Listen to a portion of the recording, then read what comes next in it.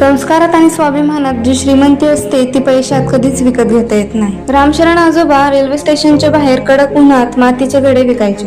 दिवसभर बसून जेमतेम 100 ते 200 रुपये मिळायचे. एक दिवस एक श्रीमंत तरुण कारमधून उतरला. त्याला आजोबांची गरिबी पाहून दया आली. त्याने घडा न घेता आजोबांच्या हातात 500 रुपयाची नोट ठेवली आणि म्हणाला, आजोबा हे ठेवा तुमच्यासाठी, उन्हात त्रास करून घेऊ नका. आजोबांनी ती नोट आदराने परत केली आणि म्हणाले, साहेब गरिबी नक्कीच आहे पण मी लाचार नाही.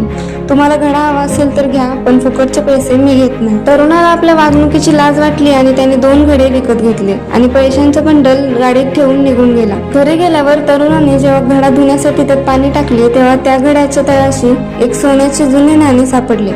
सोबत एक चिठ्ठी होती. त्यावर लिहिले होते, हा घडा माझ्या प्रामाणिकपणाचा आहे. फुकट घेण्याची सवय आम्हाला नाही. हे नाणे तुमच्या आनंदासाठी.